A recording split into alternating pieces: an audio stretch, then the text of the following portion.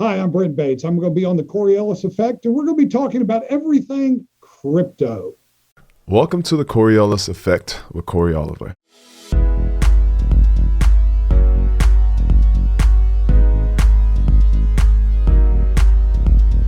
Hi guys, I'm Cory Oliver. Thanks for watching the Coriolis effect. Please hit the subscribe button below, and we hope you like this episode. Hi guys, we wanted to announce that like many podcasters, we just started a Patreon account. Visit our page at patreon.com/the Coriolis effect. We have 5 different levels of membership and offer early access to episodes, behind the scenes footage, bonus episodes, shoutouts, and much more, including personal phone calls, questions and answer sessions, and live chats with Bob and me. That's patreon.com/the Coriolis effect. Wonderful. Good morning, Cory. How are you? Good morning. I'm good. How are you? I'm doing very well. Thank you. Wonderful. Thank you. I'm so happy to hear that. It's been a few days since I've seen you. You got your hair cut. Looks very nice under that hat. Yeah, I'm wearing a hat, right? Under that hat, it looks very nice. You no longer look like Will Ferrell. You do look more like Steve Carell now. So you have a shirt on under that jacket. yes. And I didn't see the part in the middle, but I saw this part of the sleeve sticking out from your jacket sleeves. And it looked like you had tattoo sleeves. Oh, like your really? whole arms Yeah, it does kind of. Yeah, I'm like, oh my God, did she get sleeves? No. In the 3 days I hadn't seen her? No. How are you? I'm very well. You asked me that question, and last time I think I said I'm very well. What's new with you? Gotcha. Oh, do you hear Tanks? She's barking. What's new with me? Oh my goodness, so many things going on. I'm very, very excited. What new just things are lots going of on? stuff. Lots of stuff going on. Come on. Name one. Well, doing a movie. Oh, So yeah? I'm very excited about that. What movie's that? It's a movie that is going to take place. We're going to film it in Nashville. Oh, Nashville. That's Yes. nice. And I'm not really sure if I can say anything about it right now, so I'll have to check with the You producers can say on anything that. you want about it since I'm one of the producers. You can say anything you want about it. Yeah, it's actually a really great script, and it's got a You lot remember of the name? yeah. Considered the Lilies. That's right. Yes, but it's a wonderful, wonderful script. So I'm very excited about that. And maybe we'll do a couple episodes down there when we're filming. Yes, that would be great. Wouldn't it? We have lots of friends there. Yeah. So we'll tune in with them. Yeah. All I know is it's 10 straight days that I get to tell you what to do, how to do it for 8-10 hours a day, and you have to listen to me and do it exactly the way You I think say. that's how it's gonna go, but I don't think so. I want you to get used to this phrase. Cut. Come here, Cory. Let me talk to you for a second. That's going to be said Trust a me. lot. I'm used to that. That's fine. Listen, I know what you think you're trying to do, but I need you to do it this way. The I need you to majority. read the words on the page, okay? So The majority of the time, I'm always seeing this by the sound guy yeah. because I speak so He's softly, and he's yeah. always behind there going a little higher, a little higher. For But, the people listening on the podcast, she's giving the 2 thumbs up, yes, which is speak yes. louder and Sorry about movie that. speak. Also for the people listening on the podcast, I have a quick little thing to show you, and I'll show our guest. Which should I talk about that first, maybe? For the people listening on the podcast, I'm gonna- I have something to show you. Is did what I say you that? just said. It is exactly what you just said. Isn't that interesting? Yeah, it's very interesting. That's my- And don't blame it on that's my dyslexia. Don't dyslexia blame it on moment. that. No. That's not thinking things through. Okay, well, story of my life, clearly. I want to see medical documentation as to your dyslexia because you use it a lot. You can call my and mom. I was on the special trailer. It was I a real wa- thing when I was I younger. believe you were on the small bus, but It it's not the wasn't the special small trailer. bus. I it's don't the small poke fun of bus. those people because I It's was still one a of small them. bus. You call it a special trailer. It's not a trailer. It's a bus. It was Okay, yellow. well, The wheels this went is round like and round. semantics right? at this point, but the point is we have a very special guest today, and his name is Brent Bates. He is one of the hosts of Wild West Crypto Show, which is yeah? a really fascinating show. I have a lot of questions because I'm not in the crypto world. I have a lot of friends that are.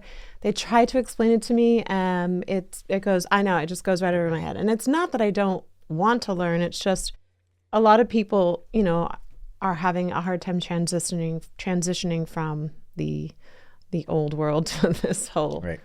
new thing going on, which I'm not sure what that is. But so he is a graduate from a cum laude from Texas A&M. He's graduated from cum laude. Oh, he's did he? graduate cum laude from. We stopped picking me apart today. I don't know why. We haven't You seen keep each other in doing a this. while. Oh, yeah, that's right. You Okay. don't know why. I do it every show for the past 92 shows. Well, I'm You don't trying know to why I'm doing introduce it now. this wonderful guy. And anyway, on one of his podcasts, they have this, I'm hoping to get one. It's a bling flashlight. And I just want to show you because Okay. I love bling. I'm not a diamond wearer. I mean, I have these little bit. I'm not. But when it comes to like bedazzle, because I was from the era when the bedazzle You used kit, the bedazzle? Yeah, totally bedazzled. We went on. Did you buy it from Ronco? Maybe we went on a field trip. I was one of the chaperones on my daughter's 8th grade I don't field like this story trip. coming up. No, it's amazing. And they gave us these sweatshirts with hoodies, and they were like bulky and huge, but they gave them to all the chaperones so that the kids could know where we were. And so I was like, oh man, I'm bedazzling that. So, I mean, if you're just audio only, it's worth going over to the YouTube to see my bedazzle work. Because look at that. Is that? She's holding up, says East Coast Adventure, Oaks Christian School, East Coast Adventure. She bedazzled all around the emblem. Okay. And here's the thing. I had all the moms going, oh my gosh, did you bring that bedazzler? Can I bedazzle mine? No, it's like, so anyway, on one of their episodes on the Wild West Crypto Show. Oh, by the way, you said I'm not supposed to make fun of you, right? He talks So I won't about say a what I was gonna say bedazzled, about that shirt. about a bedazzled flashlight. No, I take that about out. the fact Goodness that that's not a hoodie.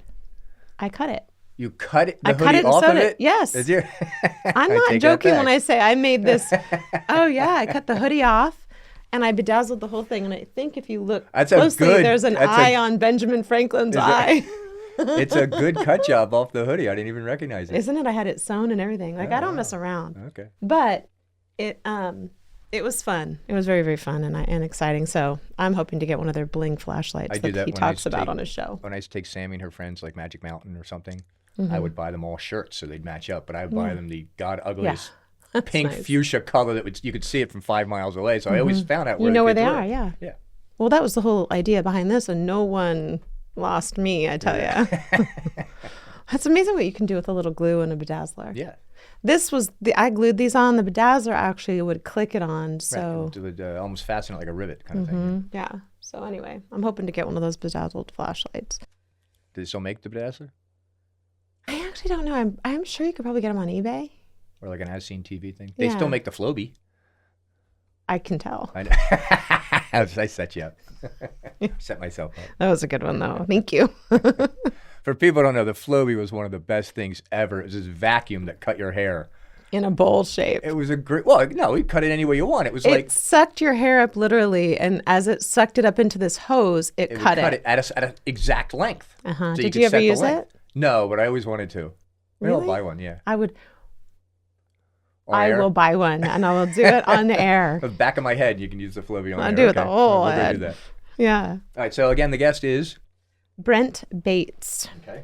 And we're going to be talking about cryptocurrency and blockchains and all of those things. And I'm very fascinated by this for many reasons, but it's a new thing. Do you going on. think he can, well, it's been around for a long time, but it's new in the last 3-4 years. Everybody's been trading it. Yes. But as I remember it, and he'll correct me if I'm wrong, but Or I will. originally, in order to get this, didn't you have to like mine it yourself by doing like math calculations, and your computer would figure it? And originally, it was, I don't know if this is, a Bitcoin was like that. It Yeah. was only on your hard drive, nowhere else. So if your hard drive failed, you lost all your Bitcoins Mm-hmm. and that kind of stuff. But originally, I think, and I'll go back on the history lessons, you would solve some mathematical equation and you would earn Bitcoins. You had it was called I didn't know mining that. for Bitcoins. Okay. And all these scientists were doing it, and then all of a sudden the market took off and it became traded and stuff. Okay. But it's fair. But I would like, if he can, for him to explain to me NFTs. I know what they are. 100%. It's one of my questions. Okay, good. Yes. I know what they are. I don't understand why people buy them. It's the new, as I understand it, it's the new art. It's the new, I don't want to say fad because hopefully it's here to stay because a lot of people put a lot of money into them. But if you have a screenshot and you are the only one that has that screenshot, then you own that screenshot, then it becomes more valuable. I'm using it as an example. I don't know Yeah, I exactly. understand. But I don't know either. It's like, The very first tweet sold for $3 million. did it really? Yes. Did it really? To who? Somebody bought it for $3 million. So Interesting. you can make an exact copy of it. Mm-hmm. And my problem is, I believe this is the modern day tulip mania. Interesting. Do you remember the tulip mania? Remember? Yeah, Have well, you heard of the tulip mania? I've heard of it. Yeah. So 1634, the tulip market in, Yes. I want to say Holland, because it was the Dutch market, went nuts. People were buying Yes. tulip futures for a year. 3 years later, the bottom dropped out. Everybody lost their fortune when somebody said, they're just tulips. And everybody's, oh my God, you're right. And it went down, and so many people lost. The whole Dutch exchange went down. It was crazy. Well, I've seen, Quentin Tarantino talk about it. I've seen a lot of people talk about it, and let's ask him, because I'm not sure what. And then the other one, remember the animation cells, the production cells from like all the cartoons from Yes, Warner I Brothers, have Hanna-Barbera? some. Yeah, Yes. they were great in the 80s. Now they're not worth anything. People were paying thousands and thousands of dollars for them, and now they're nothing. And it makes me wonder if art's going to, the Bob Kanes and the Renoirs and all of those, because there was a guy who actually did time they had a whole 60 Minutes show about him, and he replicated some of these. Right. He literally aged the paint, figured out how to age the paint, and there was $60 million worth of art out there that was his, and they don't know what is real and what isn't. Wow. So it's a real 60-minute show, and it blew my mind, because I thought that is going to devalue those specific paintings that they know of, right? But what they don't know of is The this guy figured Mona Lisas out around the world, yeah. It's incredible, and so it's interesting. We'll see. Let's see. All right, well, we'll talk to Brent Bates in a few minutes. Okay. Bye-bye. This episode is sponsored by Brizo Healthy Fruit Tonic. With Manuka honey and apple cider vinegar, less than 4 grams of sugar, and under 35 calories per can, each of Brizo's 4 flavors not only taste great, they are an excellent source of vitamin C. Brizo boosts your immune system and is great for your post-workout recovery. Brizo, available on Amazon and at brizo.com. We want to take a minute and talk to you about ExpressVPN. Most people don't know that your internet provider, many websites, and even apps collect all of your data and then sell it to whoever's willing to pay for it. They know what websites you visited, what products you've bought, what products you looked at and did not buy, and some people can even copy your passwords and usernames and then access your private accounts. ExpressVPN encrypts all of your data and sends it from their servers, so no one knows where you are. With ExpressVPN, people may think you're in Bangladesh when you're really in Chicago. They would think you're in South America when you're really in Detroit. ExpressVPN protects you from hackers who try to steal your information, and also from spies who try to use your data for their own nefarious purposes. ExpressVPN also allows you unrestricted access to all parts of the internet.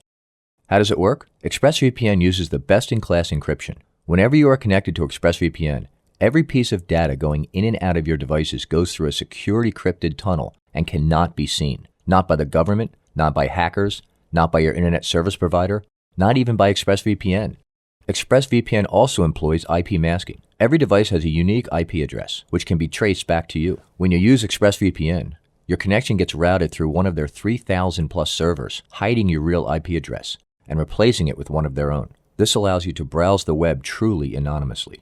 With servers in 94 different countries, you have a wide variety of places you can choose to appear from.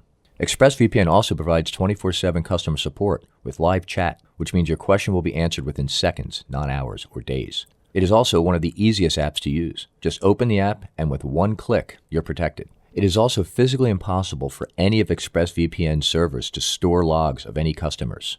And ExpressVPN is a top-rated VPN provider, rated #1 by CNET, The Verge, Wired, TechRadar, and many more. Just go to expressvpn.com/Cory to get 3 extra months free with a 12-month plan. This is a limited-time offer for the Coriolis Effect with Cory Oliver listeners. Again, get 3 months free with a 12-month plan. Go to expressvpn.com/Cory. With ExpressVPN, you can protect all of your digital devices, your computers, your phones, your tablets, everything, and have no more border restrictions. Again, that's expressvpn.com/Cory. I love doing these shows with these guys because I get to wear your cowboy hat. You ready? Yes. All right, let's start the show. Let's start the show. Good morning, Mr. Brent Bates, host of the Wild West Crypto Show podcast, which I've watched several of your podcasts, and I have to say that I would love a bedazzled flashlight. Just so you know.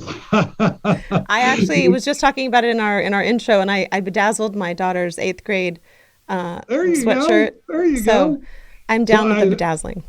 I assume that you have heard me talk about giving Sherry a bedazzled flashlight for her coming to her husband's aid and not knocking out somebody with with her flashlight. Yeah, and it has to be pink. And if you've ever seen, in fact, the funny thing is we didn't really trade much gifts for Christmas, but we did get Sherry's cat a new outfit. So I love it.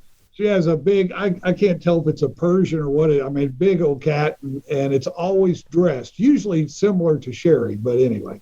That's awesome. I love it. Well, before we welcome to the Coriolis effect, and before we go into all of these questions that both Bob and I have for you regarding crypto and that whole world, he has a word of the day. It is a phobia, and you're going to try to guess it. The word of the day is a phobia. I'm going to give you a word. I'll have a Siri say it. I'll spell it and say it. You got to tell me of what it is the fear, like that. Okay. Make that a little louder. Hold on. Chromophobia. Chromophobia. CHROMETO phobia. Chromophobia is the fear of using the Chrome browser. Close. The fear of coins. Close. Fear of money. Fear of money. Ding, ding, it is ding, actually ding, the fear ding. of finances, investing, or even touching money. Which is a lot of what we're going to talk about today because By the way, you're cheating because you know the guest, and you know it always relates to the guest. I'm not really. I could have been many things. Could have been the fear of cowboys. No. Okay. Yes. That'd be a rancho phobia. Or fear of cowboys with no hair, then it's chrome. Chrome dome phobia. Chrome dome phobia, yeah. You have hair. You have hair. I'm actually very excited to talk to you today because this is a subject that I can't quite wrap my head around. Okay. Go ahead, Bob. This is an opening for you to say a joke. Okay. One of many. I know. You've studied it for 10 years. I had too many in my head. I didn't know which one to say. Well, the crypto, world is it's not new as we discussed in the intro, but it is new in a sense. And your show talks about. Wait, settle a bet. Is it true that the first Bitcoins were mined by solving mathematical equations on computers and things? Yeah, I mean, they were solving algorithms that basically approved the transactions. Okay, and then you would get your coins, and they would be specific to your hard drive. So if your hard drive died, you lost your Bitcoins. Yes, many a Bitcoin has died with a hard drive. However, we're working. By the way, when are you going to learn that I know everything? I just want to say that to Cory. Oh. I'm sorry, go ahead. Well, here's the thing. Interestingly enough, some of the people that got their Bitcoins early, in fact, we're in the middle of working on a transaction with somebody that got theirs a long time ago, and a major exchange, is kind of holding up the transaction because they're going back.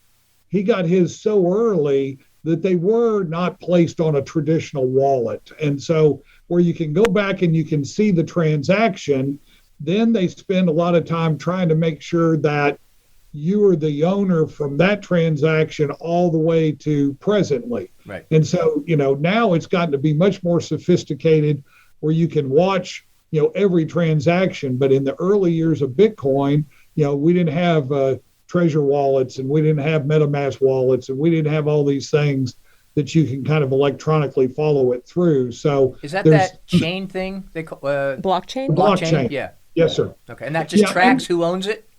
Yes, sir. Well, and think of it this way, all right? For instance, how many of y'all have had an experience where one of the big technology companies insists you still owe them some money? Hear, hear. And you're like, oh no, I paid the bill, and and so on and so forth. Well, guess what? They control the accounting, so you really don't have a leg to stand on. Right. It's kind of like when you have a federal government that buys $300 toilet seats and loses money by the billions. You can't really trace where it went. Right. Even if you have a computer that tells you where it went, somehow that mysteriously disappears as well. Well, the great thing about the blockchain is that it doesn't disappear off the blockchain. And the blockchain is not really owned, quote unquote, by anybody. And so because of that, it's a very immutable document where you can go in and you can see as things have moved and where they go and so on and so forth. I remember I started with Merrill Lynch when I was 23 or 24. I was the youngest man they ever hired at that office. And I'll never forget how fascinated I was with how the operations director could make your account disappear and reappear. And all it took was a stroke of the right person's pen. And I'm seriously, I had a dentist that brought me $300,000. He's building a building. Now, I'm old, so this is 1982. And I put it into something they called Ready Assets, which was the money fund back then. And hell, I think it was paying 12% interest. Wow. People, get ready. Inflation's coming. If you're not an old fart like me, you're fixing to have one whale of an experience coming through the next few years. But anyway, so he says, just put it in the money market. I got to pay for a building, a dental practice I'm building, so on and so forth. Well, he got his first statement, and lo and behold, it's got a goose egg on it. So he calls this 24-year-old guy me and starts yelling at me. So, and I'm 6'4" and 240. I wasn't 240 back then. I was only about 210 back then. But what I did do is I just started laughing. And he stopped and he says, "What are you laughing at, you big son of so?" And, and of course, we're on the phone. Everybody's 8 foot tall when they're on the phone. Yeah. And so I said, what I'm laughing at is Merrill Lynch moves, $1 trillion or $2 billion a day. And to be quite honest, we have about 30 to 50 million we lose every day. And I said, your $300,000 is part of what we technically lost. I said, but the reality is a number's been transcribed, and whatever account it went to, I'll have it out of that account and back in yours in about 5 minutes. Sure enough, I went back, and we had a girl named Loretta. Never saw her in a different pair of high heel shoes in the 3.5 years that I worked there. Okay, I don't know if she just went and rented them and then gave them back or what the deal was.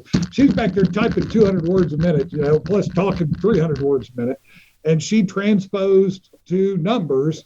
And some lady in Florida thought she got $350,000 and then literally with that signature, boom, zoom, zoom, and it's gone. Okay.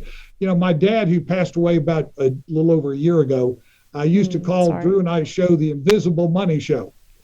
And I would say to him, I'd say, Dad, I know you got $150,000 in your checking account. You walk down to Wells Fargo and see if they'll give you $150,000 in folded money. Yeah, no way. They don't have it in the bank. No. If you take the total money supply out there by the number of banks and just average it out, it's literally like $10,000 a bank. That makes sense because I was driving from L.A. to Palm Springs and I had a check on me, and I went to the bank. It was like $3,500. I went to the bank and they said, "We don't have the cash to cash this. You got to call ahead." I said, "It's $3,500." They said, "We're out in the middle of like Corona. Yeah, we don't have that cash." Can you take 10s and 5s and 1s and stuff like that? Yeah, it's amazing how the coronavirus has literally become synonymous for anything stupid. So if there's anything stupid going on, it's Corona. It's like, anything that you do dumb, it's Corona. Anything that's gone wrong, it's Corona. So, but basically the problem is there's not enough money. Well, not enough greenbacks. Right. Yeah. Fun fact. Do y'all realize 80% of all money that's in existence is 2 years old or less? You mean all dollar bills? All dollar bills. No. Yeah. Well, actually, dollar bills or deposits in your bank or any of that, 80% of it is less than 2 years old. Okay. Is that because they recycle or because they've been printing so much the last 2 years? Oh yeah.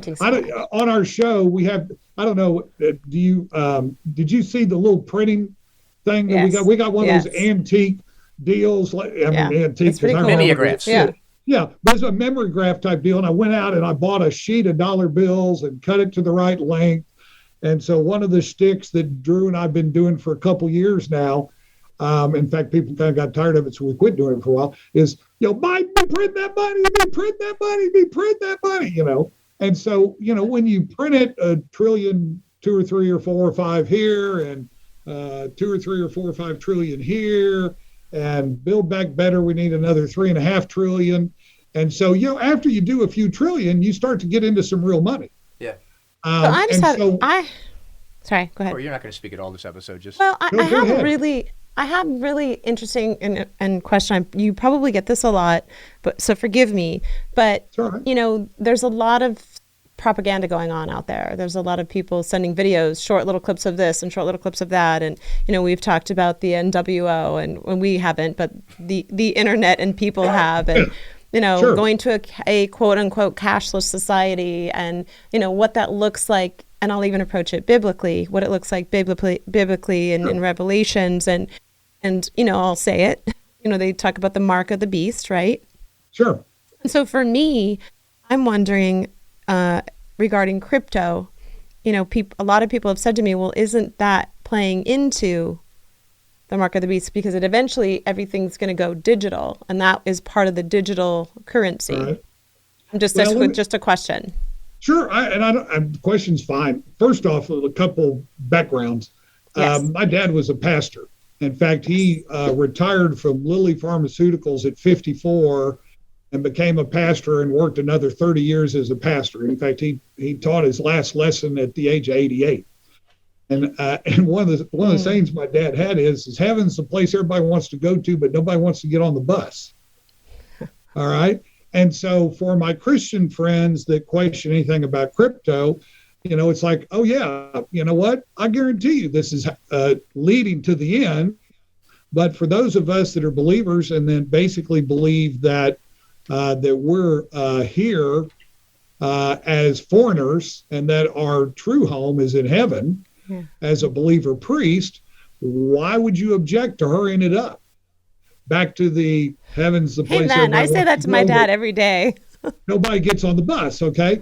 Now, here's the thing. As a young man, and I was blessed to starting in the 60s, studied under a guy named R.B. Thiem. And R.B. Thiem was a lieutenant colonel that had a master's degree in Greek and Hebrew from Dallas Theological Seminary. And a lot of military guys of my generation would know of Colonel Thiem. And I think he could do a one-arm push-up into his 80s. I mean, he was a bad dude, as well as being a biblical scholar, okay? And when he would be teaching in Revelations about when if you didn't take the mark of the beast, you can't buy, you can't own, you can't trade, basically you're ostracized. And as a kid, I used to sit there and go, how's that going to happen? Because, man, I could hide money in my sock. I can, you just think that I'm going to get around it, Well, guess what? When everything you own is on the blockchain, we're working on some companies that are putting cars on the blockchain, and a lot of other things on the blockchain. But when everything you own is on the blockchain and all transactions are on the blockchain and all money is digital, if we ever give the keys to the blockchain to the Antichrist, then guess what? It's going to be real easy to do. Notice how easy it's been in the fiat system for us to tell Russia, back to that signature deal. Okay. Yeah. It's not the $350,000 from the dentist. It's just, okay, all your rubles are frozen here and all your, dollar denominated accounts are frozen and so on and so forth. And what I personally believe is that we are in the process of going from a very centralized deal. We will, through cryptocurrency and some macro events and everything else, actually go to a decentralized approach. That decentralized approach will bring prosperity around the globe to the degree that we've never seen. And interestingly enough, we will sell our soul to try and maintain that prosperity. And that's when we will advocate the keys to the kingdom and allow them, in the interest of maintaining everything, give them the keys to the blockchain. Now, the Bible says nobody knows when the end is, and I don't know what the end is either. That's just kind of my pet heresy, and so I'll identify it as such. But you're right. The blockchain is going to revolutionize things. Already is. So currently, right now, then, what would you say? I would love to know what the biggest misconception regarding Bitcoin is, and then what the biggest and greatest advantage is. Bitcoin or cryptocurrency? Excuse me, cryptocurrency. Well, and first off, understand this, because I am an old fart. You are not. You do not look it. You're just a fart. I'm a lot older than I look, sweetie.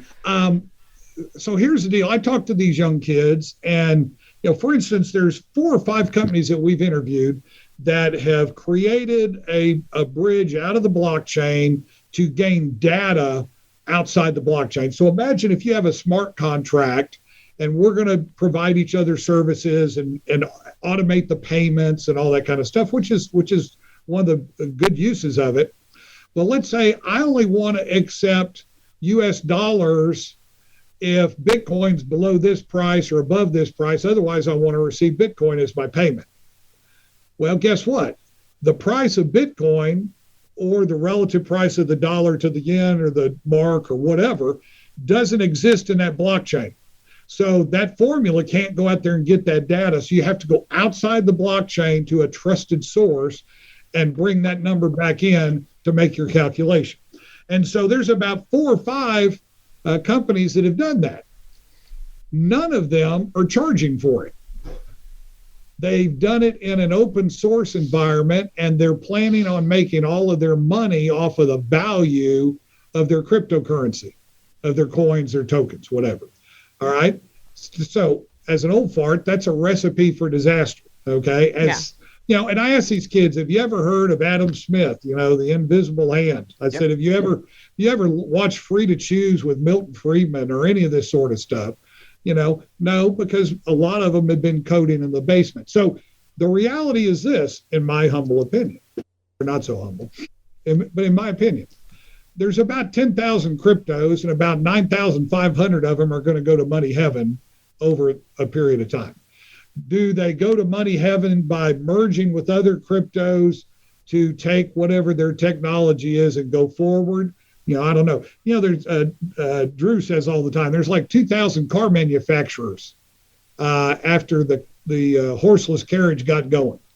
We ended up with 3.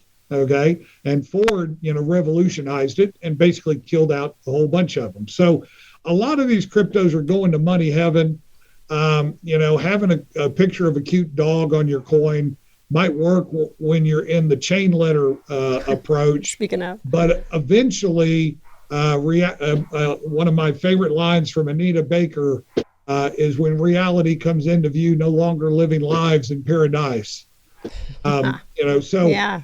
Reality will come home to roost. No, but here's the thing. That doesn't mean that the technology of blockchain and all cryptocurrencies are the tulips of 2020.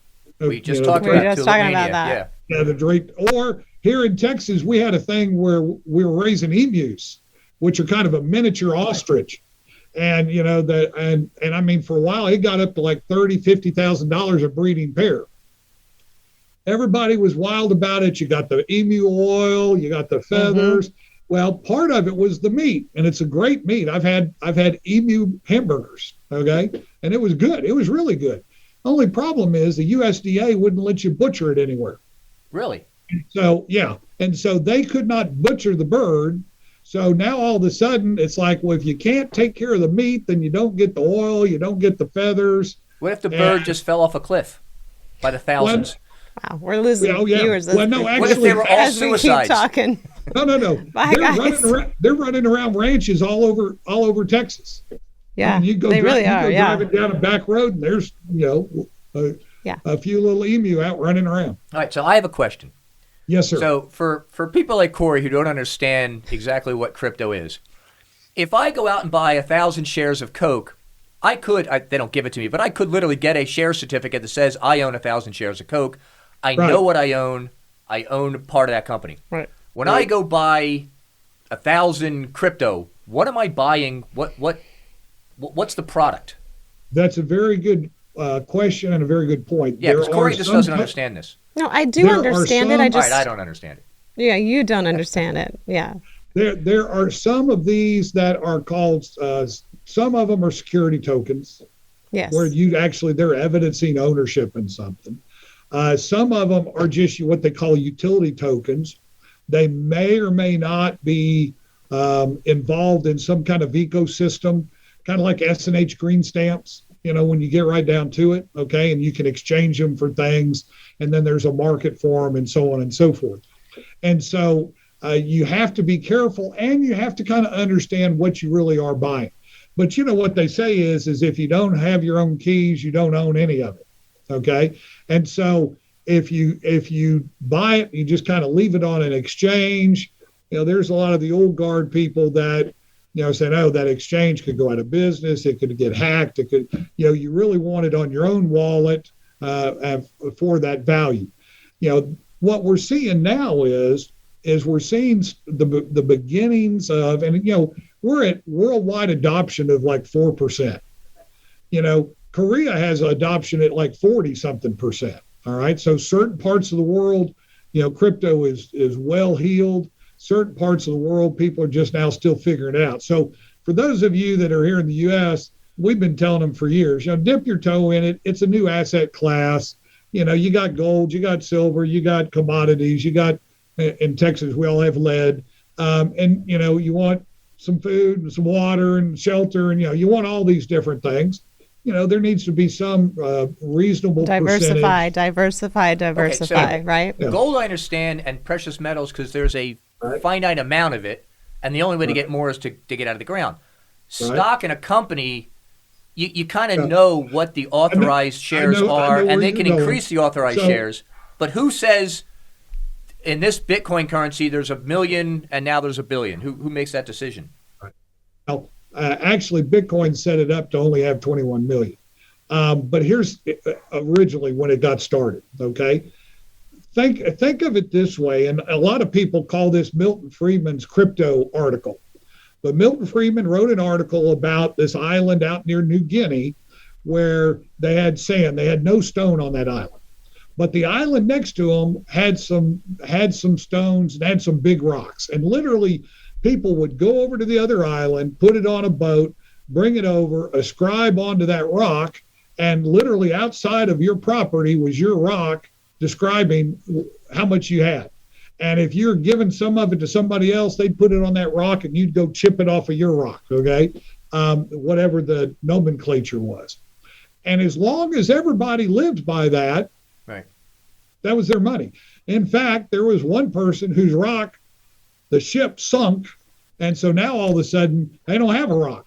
But everybody knew what was carved on that rock. And so, and they just kept on trading in that area. Bitcoin is literally, when you get right down to the basis of it, it has a large degree of trust associated with it. But here's what's interesting. Nobody trusts their fiat money. We went off the gold standard in 1971, and we've seen our standard of living do nothing but go down. There's a direct correlation. I mean, you literally can take charts and go to 1971 and watch everything kind of slowly but surely go to hell. And so people around the world don't trust their governments, don't trust the administrative elite, don't trust their fiat currency, and all that sort of stuff. And so basically what you've got is you've got an alternative monetary source. Is Bitcoin money, a lot of people consider it a store of value. Then you have things like Litecoin and other things out there that are trying to become a payment system, when you get right down to it, and become money. But like I said, of the 10,000 cryptos that are out there, 9,500 of them are going to money heaven. It's just going to be years before they do so. For somebody who would be interested in dabbling, if you will, in this, or starting out maybe with 20,000 and giving it to a company like yourself or someone else, what how a bank will have your money insured up to 250, right? 250,000. Right. Is there anything backing a crypto or Bitcoin? There are a lot of exchanges now that are willing to and actually have insurance wrappers and stuff like that. I remember when I was with Merrill, the SBC, which is kind of like the FDC or FDIC, SPIC. I think it had a limit of like $500,000 or something like that. And then Merrill got a $10 million wrap for insurance. And so there's a lot of them that are doing that. And a lot of them are now paying you for what they call staking, which is leaving your crypto with them, allowing them to use that in trading activities or people going short or showing an asset base and be able to borrow against it. So there's a whole ecosystem that is not, in my opinion, is not perfected yet, but is working its way through. And unfortunately, well, let me say this: if they can get to the finish line without government intervention to the point of killing the baby, then we'll end up with something that a lot of people are going to be using. A lot of governments, are looking at doing their own digital currency. In fact, do not be surprised if they come in and say, hey, all those dead presidents on that money, that's not worth anything anymore. What we're doing is we're giving you so many clicks, per Jefferson, or so many clicks per Washington, and you've got your government wallet, and there you go. Don't be surprised to see that happen, because I think that's a very real possibility. So please forgive my ignorance regarding this, but is it Bitcoin is not for everybody, right? Or cryptocurrency, it's not, or is it for everybody? And what is the big difference between Bitcoin and crypto, if there is any? I know these sound like really benign questions, but that's all right. Well, to me, I don't really understand it. Basically, Bitcoin is the one everybody knows. Bitcoin is the one that, there were cryptocurrencies before Bitcoin, okay? DigiCash was one of them. Bitcoin is the one that just caught fire, all right? And there's a lot of people that will trash Bitcoin. And to be quite honest, think about it. Whenever you have something new, do you think the first horseless carriage, right, is what we're driving today? I mean, I drive a big old diesel pickup truck, which I hated. I spent $125, didn't even get filled up. I know, but it's crazy. But the reality is everything evolves.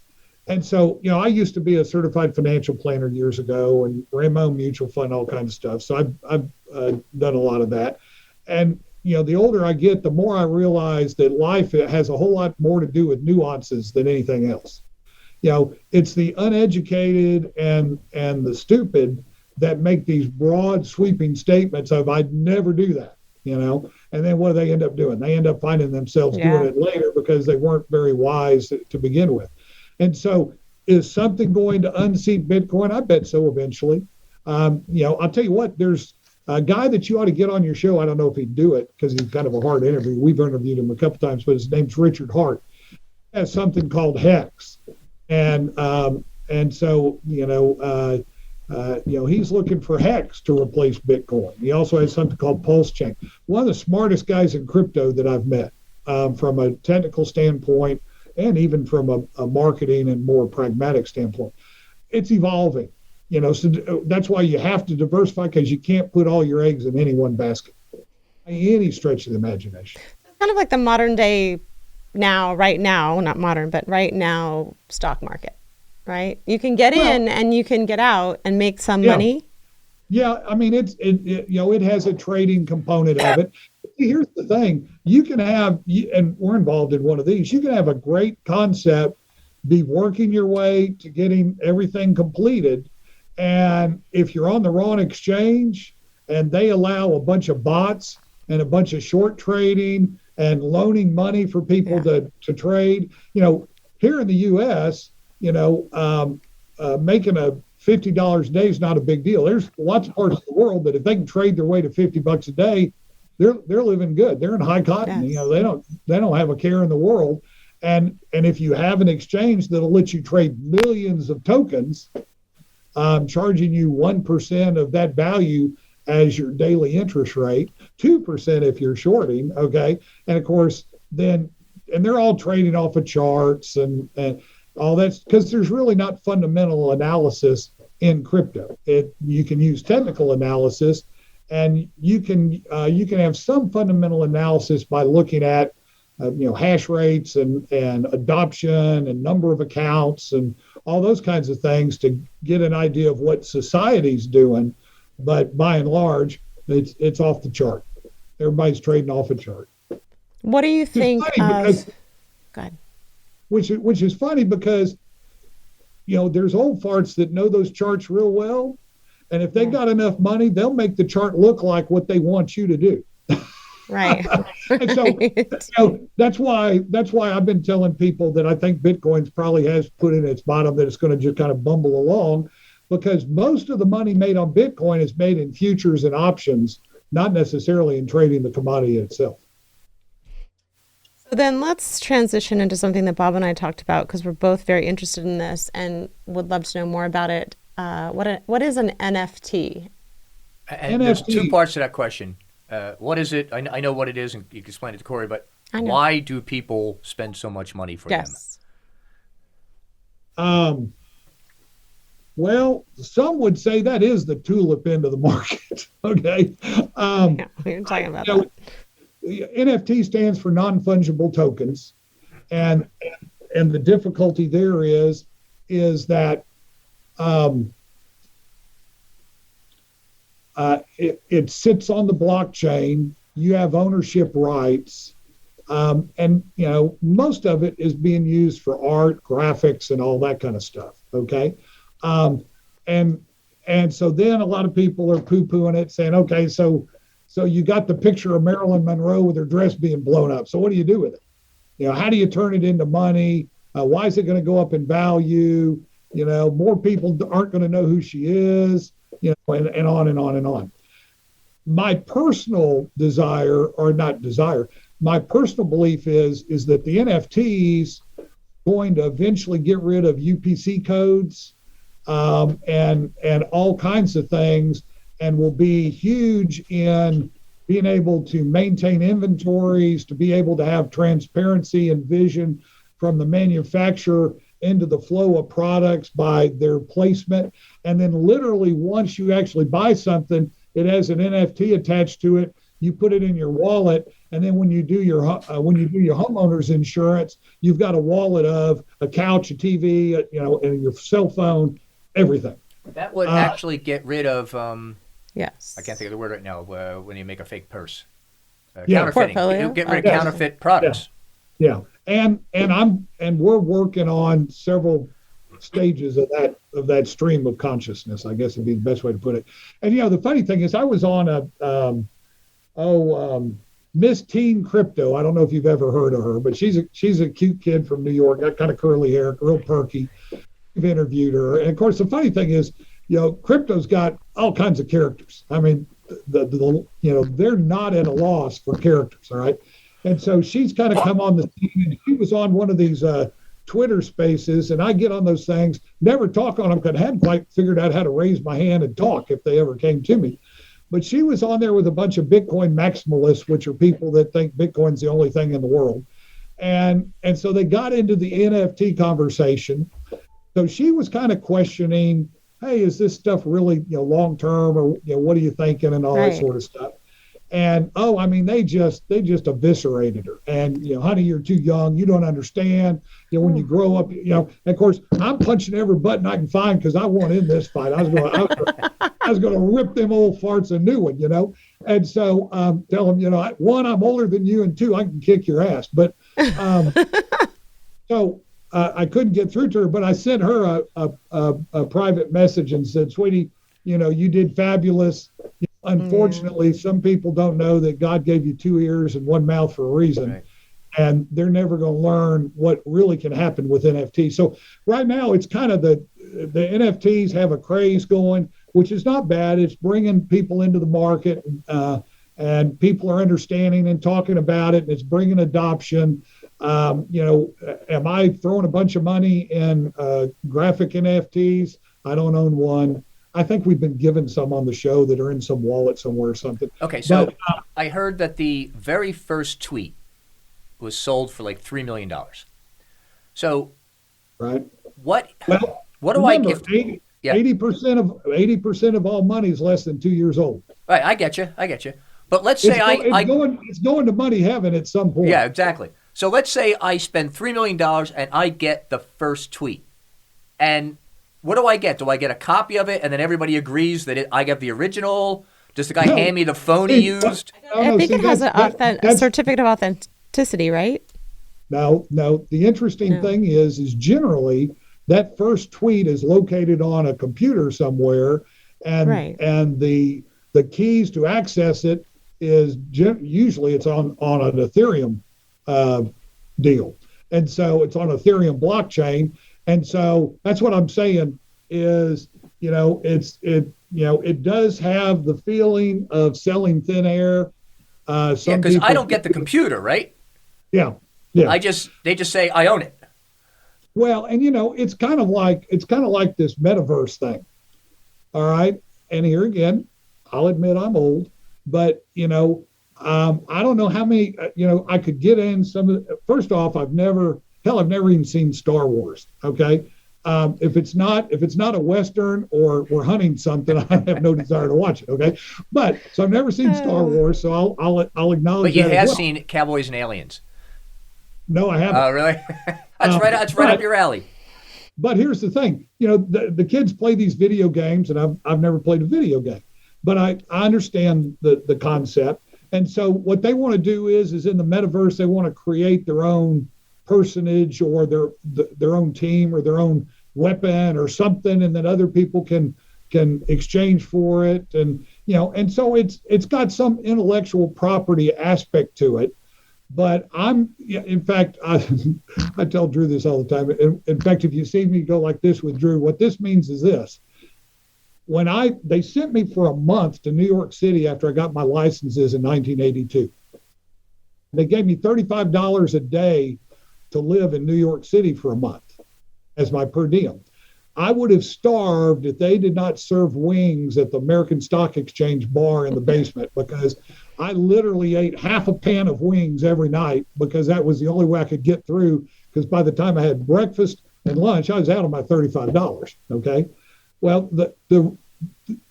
I also walked around where everybody's going, oh, look at this architecture. I was an engineering student through the middle of my junior year till I decided that I had more personality than the pocket protector crowd, and I didn't want to graduate as an engineer. But I walked down by those buildings looking down going, holy smokes, that thing's 40 stories tall. When everyone flushes the toilet, where does it go? Where's it go? I mean, where they got to the 39th, to the 38th, to the 37th. Good question. Oh, yeah, I mean, they got to have sewer lines that's 12 feet high or something, kind of thing.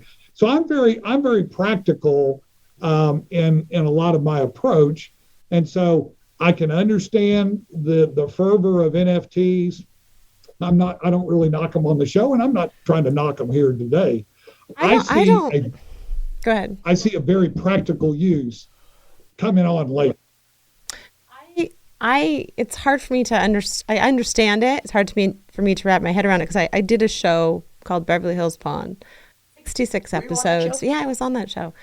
And, without a doubt, every single show, anything that came on the show as a pawn item that we would showcase, let's just say, it was something from Star Wars, or it was the hammer from Thor, or it was the hands from Paz Labyrinth, or the lighters from Marilyn Monroe and Joe DiMaggio. Right. There is a record and a certificate of authentication that goes along with that, which is really where the money lies, right? That's where the value is in that certificate. So anything that's on a,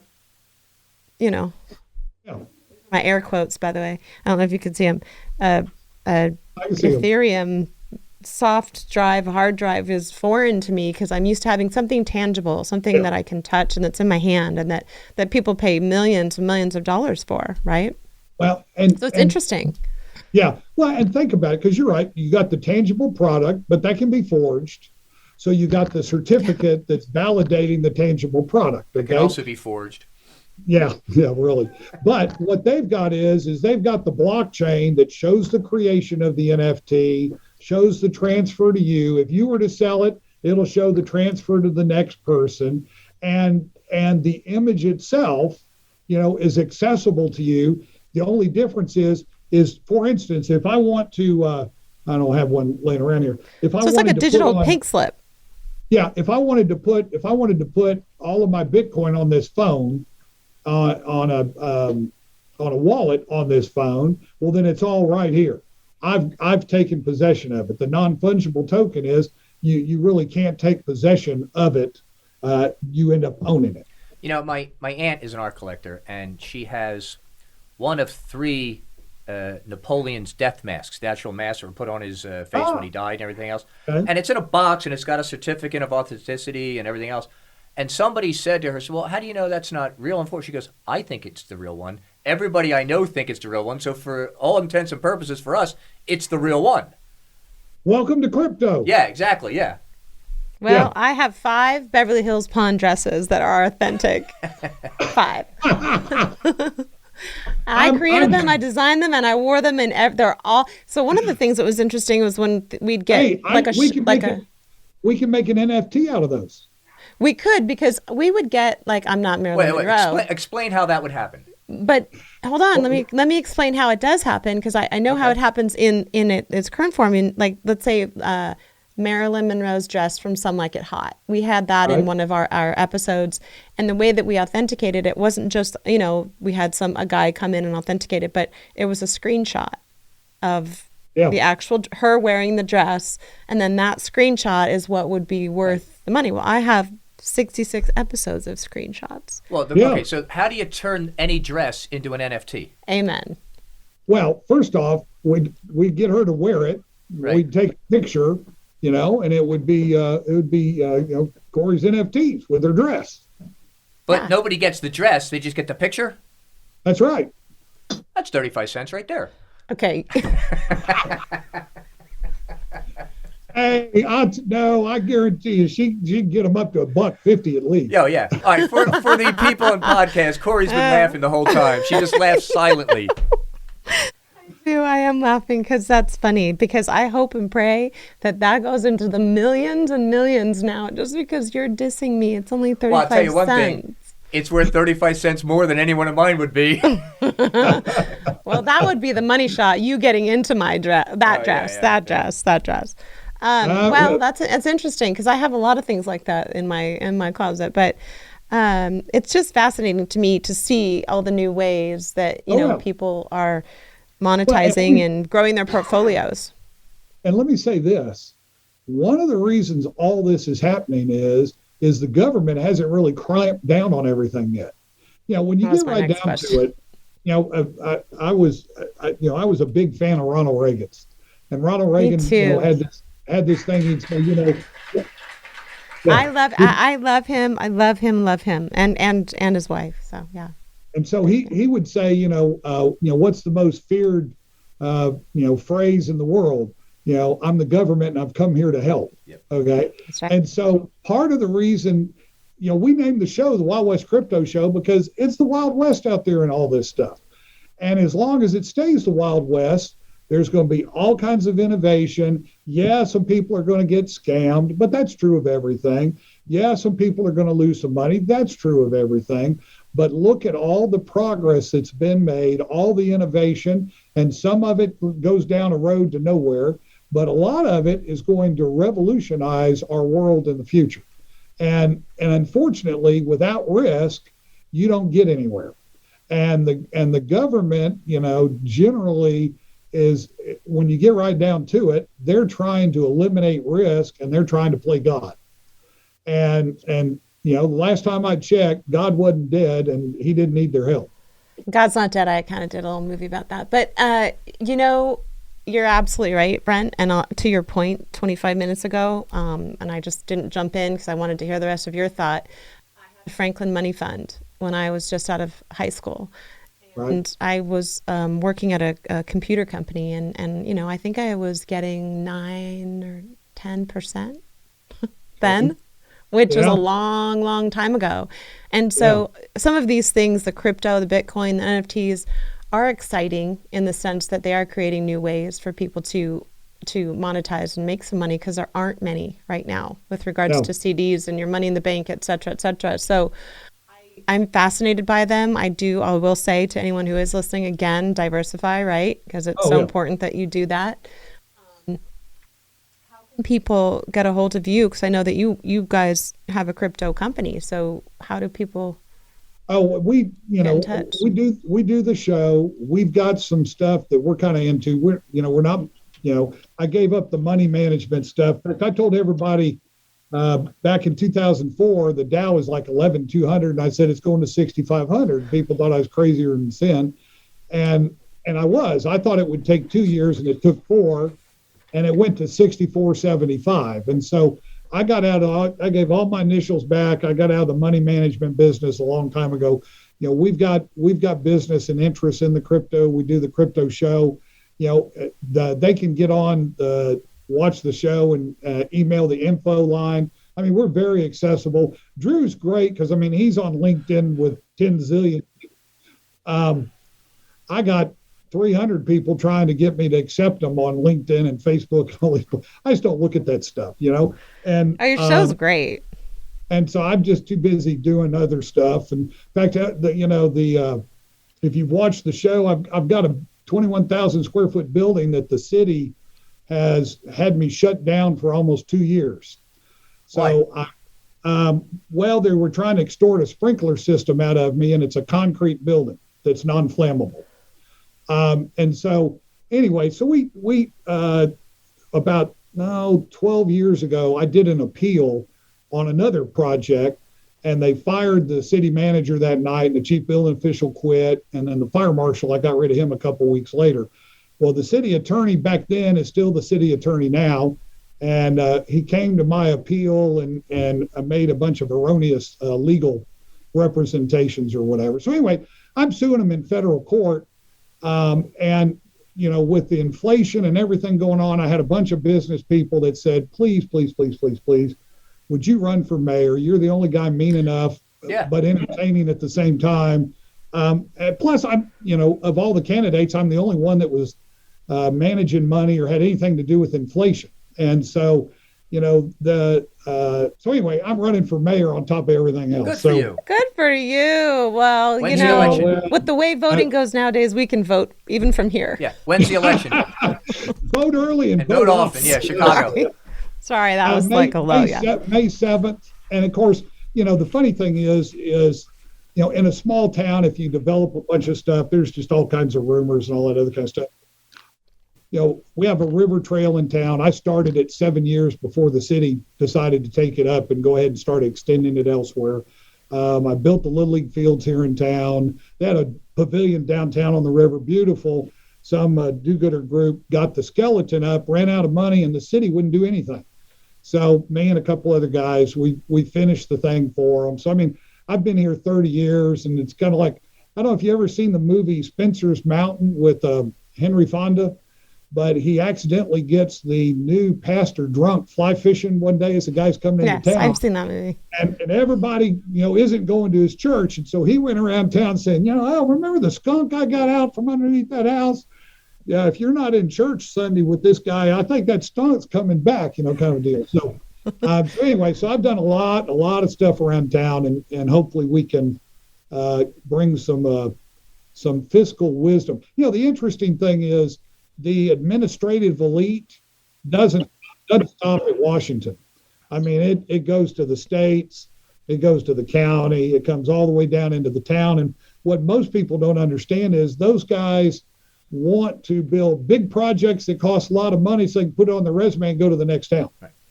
And I've sat there and watched this happen for 30 years. And so anyway, I got a 50-50 chance because there's only two of us. Yeah. Well, I read your bio, and you're a family man, and you have children, and you've been married a very long time, and you have all the qualities, you know, to continue to preserve the sanctity of that. So if I were living in your town, I'd definitely, you have my vote. I think that's important. I think, as you know, maybe you could move there for like 2 weeks, do the vote, and move back. I know. Yeah. Society, I'll just mail it in. But society is breaking down in the family unit, and so I think that having, you know, the cohesive family unit and I've been a part of that. I've been through divorce, and it just keeps you floundering. And so you're able to fight for the cause. So I really love that. And I love that you're willing to do that, because that's not an easy thing, politics, in any way, whether it's a small town or a big town. It's, you know, politics nowadays is a lot of mudslinging, and hopefully you'll bring back the integrity to that. Yeah, well, I jokingly tell people I've been the fair-haired boy, the goat, the fair-haired boy, the goat. I'm on my third or fourth swing of the whole pendulum. So, I love plus, it. like I said, doing real estate, a lot of development in this town, you just get used to it. It's kind of. Interestingly enough, we have a man by the name of Rick Caruso who has built a lot of things in LA.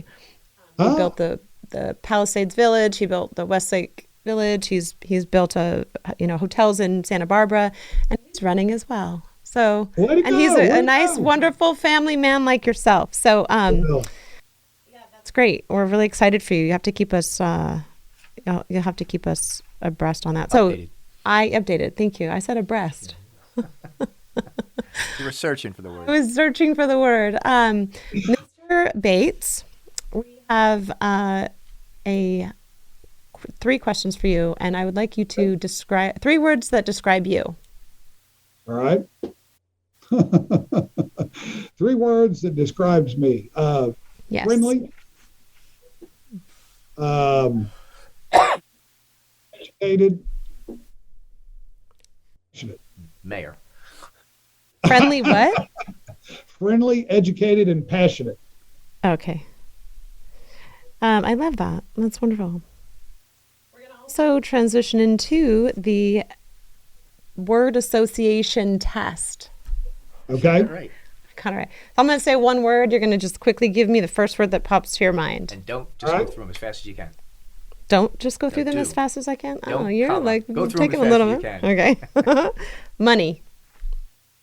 Bitcoin. Invest. Always. Crypto. Currency. Market. Losses. Losses. Hunting. No, hunting. Fishing. Fishing. He said fishing? Fishing. Government. Hunting. Just kidding. Actually, when you said government, I just thought, but I don't. Is that a word? That's perfect. Just PBTHSPBTHS. I tell you what, government wannabes. It's basically filled with wannabes. Not the truth. Texas.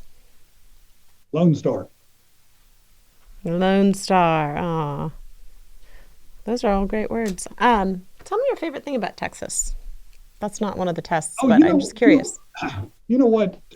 Texas has got its own brand of swagger, and it's got the pick yourself up from your bootstraps no matter what. It's also got the deal where you go to church or the church social, or you go to the honk tonk on Saturday night. And it doesn't matter if you're mayor or you sweep up the floors or whatever. Yes. A good time's had. Now that's rural Texas. I grew up. In fact, when I first started, I was with Merrill Lynch in downtown Fort Worth, and after I left them after 3.5, 4 years, I did some commercial real estate, and I dealt with the Trammell Crows and the Ross Perot's of the world. And then I got the hell out of Dallas Fort Worth and moved to the country. And so, unfortunately, some of our cities are just as dumb as all the other cities. But if you get out, if you get out on the country roads, there's a lot of good folks out here. Yeah, I think so too. I think I drove through Texas when we filmed God's Not Dead. Yes, I think we drove. And just drove through it last year on the way to Nashville. Yeah. Twice. It's quite nice. Everything's very, very big there. And for some reason, ironically enough, the last 5 people I've talked to, their exes do live in Texas. Oh, so really? I think it actually goes with that song. Okay, the last question, Mr. Bates, and we thank you so much for your time. You've been so gracious. And I want to just say this before I ask you this last question. You mentioned in one of your podcasts that your goal is to educate people so that they're not afraid of the crypto world and the Bitcoin world. And you certainly educated me today, and I'm less afraid of it. So I want you to know that you are doing your job, and I thank you so much. Thank you. Yeah. Yes. Thank you. But who would you say influences you the most right now, currently? Aside from myself and Bob. Yes. Actually, interestingly enough, my deceased father is still probably my greatest influence. I put this here and I thought I'm not going to cry in the crypto thing, and now you're like, oh my goodness, that's beautiful. There's a picture of him over there. There's mom and dad. Oh, nice. It's beautiful. Are those all printers? Yeah. And fax machine? What was Printers your and fax dad's name? machines. My dad's name was Fred Bates. In fact, actually, we moved to California in 1965 or 66, something like that. Lived in Glendora, California. And he fired 30% of the sales force in the western 17 states. Really? Wow. Popular guy. Well, you know what? He found a lot of scratch golfers. Wasn't many people out talking to pharmaceuticals. So he told him I'd be last and send the guy stuff in the mail. So I moved every 2 years of my life except California, where we lived there 5 years, and then I lived 5 years in Dallas before college. I do have to. Are you all fans of Yellowstone? Yeah. Yes. Okay. I don't mean this as an insult, but you wear that hat like a barrel racer. I don't know what that means. Oh, is that bad or good? Bad. How long have you watched it much? I've only watched the first 2 episodes. Oh, okay. I don't remember. All the guys in the bunkhouse are always talking about those damn barrel racer girls. They're crazier than shit. That's a compliment. And true. Well, it's actually not my hat. The only other time I wore this hat, it's Bob's, was with your business partner, Drew. Right. So I thought it's best to actually, J. That Michael. hat was bought. Oh, it wasn't bought in Texas. It was bought in Yes. Oklahoma. But J. Michael texted me this morning. He said, "Are you going to wear your hat?" So in homage to Drew and you, I am, and I would like to dedicate this show to your late father, Fred Bates, who is the voice in your head. And I think it's a powerful position, parenting, as I am a mother myself. And my mom and my dad, their voices are in my head, which is good, right? We want to help even when we're not here and help navigate our children. And so that's a beautiful, beautiful person that it has influenced you. Mr. Bates, go ahead. My dad would tell you that in raising kids, more is caught than taught. Yeah, isn't that so good? Okay. Not bad for a redneck. Yeah. That's beautiful. And you're right. You're so right. The teacher becomes a student, right? Oh, yeah. That's true. Well, Mr. Bates, we thank you. We are grateful for your time. And we look forward to just, I didn't mean to make you cry. I mean, everybody does. What's funny is here's the Kleenex, and I thought, I'm not going to cry over crypto. And here I am at the very end. Like, when life happens and you have those moments that are very special, it's just for me, it's like an immediate response. When life gives you lemons, Cory cries. You turn them into lemonade. So thank you. Thank you so much. It's great to visit with y'all. Have a great day. And we're out. The Coriolis Effect is produced by JS Productions. Producers Corey Oliver and Bob Victor. Host Corey Oliver, and editors Bob Victor and Cade Bonsall.